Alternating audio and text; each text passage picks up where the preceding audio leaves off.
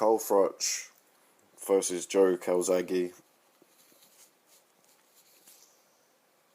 in a legacy matchup.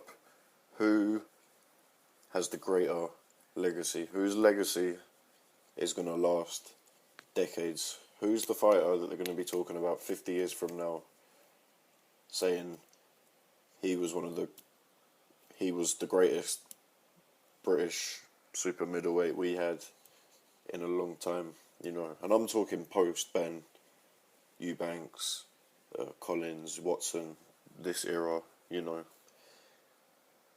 It's a topic that's very sensitive and that requires a lot of detail, you know. I feel that this subject in particular,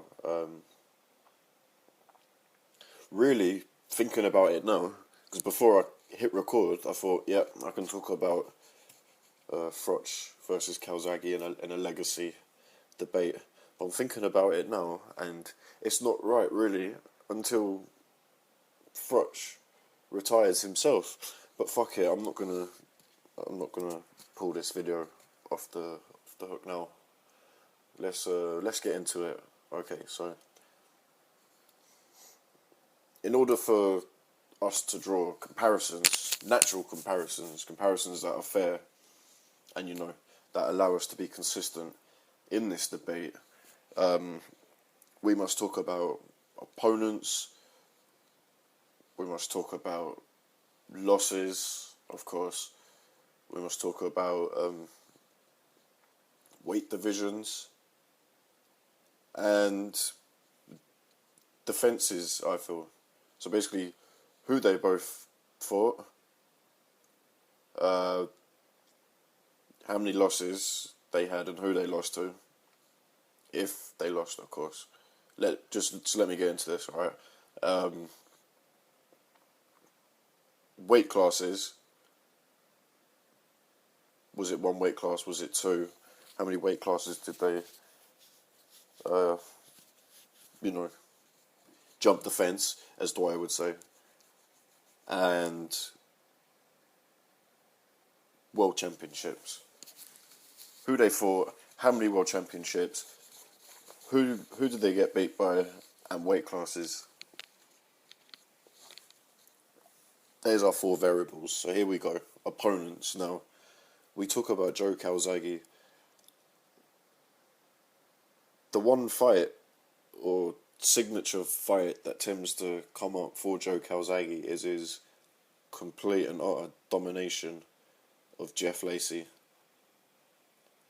Because let's not forget, Jeff Lacey was as much of a hype fighter as you could possibly imagine, in the sense that he was an undefeated super middleweight coming across the pond. He was nicknamed the Little Tyson. He had brutal knockout power, I believe. When he'd fought Joe Calzaghe, his knockout percentage was ridiculous. You know, it was 85% knockout ratio. I believe he was 26-0 from memory. I'm not sure. Don't quote me on that. But he was coming with a big reputation, you know. And Calzaghe absolutely schooled him, you know. Carl Froch's signature in, it could be two guys, really. It's Butte and Kessler. But Joe Calzaghe beat Kessler, and Joe Calzaghe beat a prime Kessler. Joe Calzaghe beat an undefeated Kessler, you know, a legitimate world champion in Kessler. So really, we can flip the coin further and say, right, did Joe Calzaghe have the streak of fights that Carl Froch had? We'll name them right now. I'd even throw Brian McGee in the mix, because Carl Froch fought Brian McGee for the British and Commonwealth belts, I believe, in Bethnal Green, York Hall. I think it was a couple of fights before he fought Pascal. Brian McGee was a was a man to be reckoned with domestically at super middleweight. You know, he was no fool. Froch knocked him out in the 10th round. Knocked him out clean. So then, I think a couple of fights down the line, he gets his world title shot in Nottingham against Sean Pascal. He fights, and I'm not going to say method of victory, win, lose or draw. He fights Pascal, Taylor, Darrell, Darrell, Kessler, Abraham, Johnson, Ward. What's his face? What is his face? Yusuf Mack, Butte, and Kessler in the rematch. Now, remove, Yusuf Mack out of that string, because really Yusuf Mack was drained down. Yusuf Mack is, a B minus, C plus, like heavyweight. He's 175, Yusuf Mack, by trade, majority of his career. That is a spectacular run of fights. Even to this present day, there's only one fighter that comes to mind who's had that sort of string of fights, and it's Devon Alexander. I think Devon Alexander and Carl Froch, in the sense of fighting, the toughest opponents in their divisions, not ducking no one. Those two deserve mad props, deserve huge respect. Joe Calzaghe never had that sort of run of fights.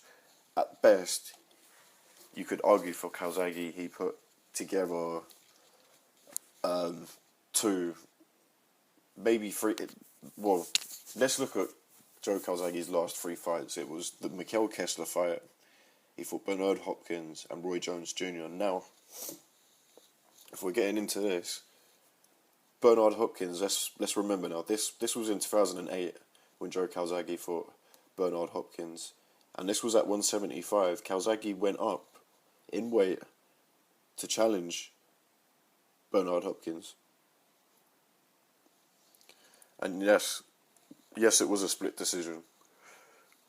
But Calzaghe outworked him, and he got the D.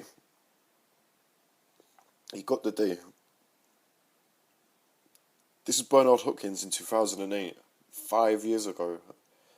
Bernard Hopkins today, in 2013, has beaten the likes of Pascal twice. Alright, the first one was a draw, but let's be real. Hopkins beat Pascal twice.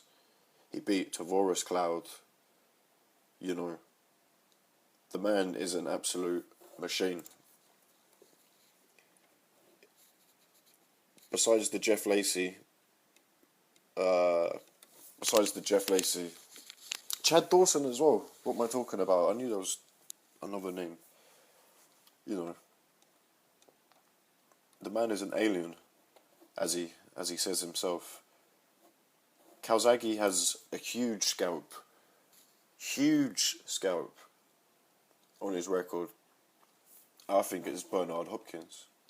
As close as the fight was, I do believe Calzaghe just pipped it. And considering Calzaghe went down in the first, makes it even more impressive, really, if you think about it. If you're conceding a 10-8 round to Bernard Hopkins, who is a slow starter, really. He likes to suss you out, first 2-3 rounds. He likes to see what you're about, and then he'll just deconstruct you. It will just strip you away, strip you of your skills, strip you of your strengths, and go to work on you. Calzaghe won that fight. Calzaghe's last fight in his career was against Roy Jones, and I would like to reiterate, this was Roy Jones Jr. in 2008, who had a record of, what was it? I think he only had 4 losses, maybe 5. Don't quote me on it, but the point I'm trying to make is that Roy Jones Jr.,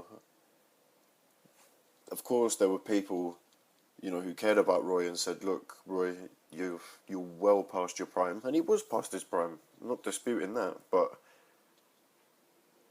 he was still an opponent that had credibility. He was still a worthy scalp on your record. If I fight Roy Jones Jr. on the street today, that's not credible. He passed his prime. This is Roy Jones in 2013. He's finished now. When Calzaghe defeated Roy Jones, that's a credible victory. I believe that is a credible victory. I think it wasn't until Roy Jones Jr. fought Danny Green, which was, I think, the year later when people started saying, "Whoa,